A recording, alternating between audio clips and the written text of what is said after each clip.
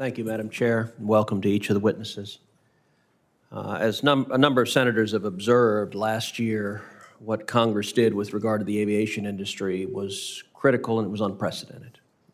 We allocated over $54 billion to keep the American aviation industry strong and healthy. I was the chairman of the aviation subcommittee at the time. Each of the CEOs on this panel, and Ms. Nelson, I've spoken to all of you many times. Each of you went on great length making the case that maintaining our pilots, maintaining our flight attendants, maintaining our personnel in aviation was critically important. We fast forward to where we are today and we find ourselves in a different circumstance, and the behavior of airlines has not been uniform. I'm proud to say the two airlines based in Texas, Mr. Kelly's airline and Mr. Parker's airline, I think have been exemplary, particularly concerning vaccine mandates. Both of you have made public commitments that you will not be firing your employees because of failure to comply with the vaccine mandate. I thank you for that. Mr. Bastian has likewise made that commitment at Delta.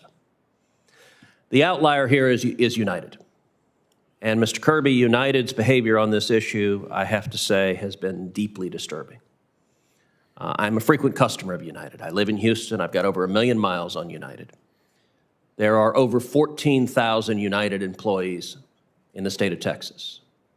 And the way United has treated its employees is in marked contrast to your competitors sitting here. Your competitors have said they will stand with their employees.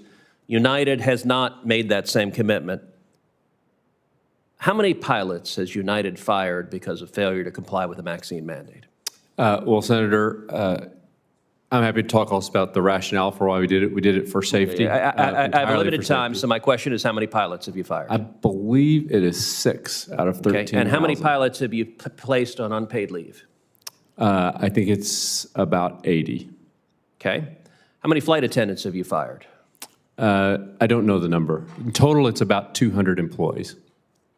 Well, I will tell you, I spoke this morning to the Airline Employees for Health Freedom that said they had over 2,000 United employees who had been placed on unpaid leave because they sought exemptions from the vaccine mandate. They said that included 331 pilots. I will also note that I have been literally inundated with United employees complaining about United's callous disregard for the rights of the pilots. One of the messages was from a pilot who flew for United for more than 2 decades, who applied for and received an exemption from your vaccine mandate on religious grounds, and who was subsequently placed on leave with no pay and no benefits, including no medical insurance.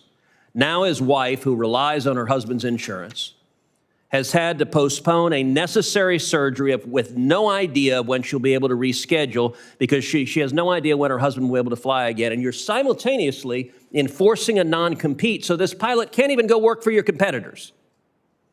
Another message I received from another pilot, a constituent, self-described proud Texan, flew for the Air Force for almost 3 decades, including missions in Asia, now finds himself on indefinite unpaid leave with a denial of all benefits to include medical, dental, vision, insurance, disability, travel privileges, crew member access to jump seats, denied access to his retirement savings. This morning, I spoke with a 10-year flight attendant for United, a woman named Ms. Adriana Ubali, who is a single mom, an Hispanic single mom from Texas, who you fired. She received her termination notice tied in a trash can to her front gate.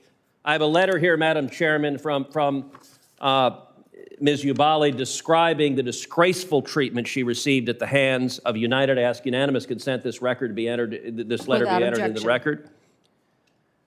Just recently, you're being sued by your employees for mistreating them, for violating their terms of employment. Just recently, the Fifth Circuit Court of Appeals Judge James Ho, someone I know very well, an exemplary jurist, wrote an opinion in which he described the likelihood of your employees succeeding on the merits as the claims against you, quote, appear compelling and convincing at this stage. And I want to read what Judge Ho wrote about United.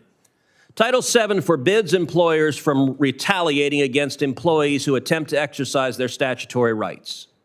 Yet United CEO Scott Kirby told employees in a company town hall meeting that, quote, very few religious exemptions to the vaccine mandate would be granted, and that anyone who even attempted to request one would be, quote, putting their job on the line. I saw that video, and it's a disturbing video. He went on to note, this is again Judge Ho writing, the district court thus concluded that United's mandate reflects an apathy, if not antipathy, for many of its employees' concerns and a dearth of toleration for those expressing a diversity of thought through both its policy and its official statements to employees. United has demonstrated a, quote, calloused approach to and apparent disdain for people of faith.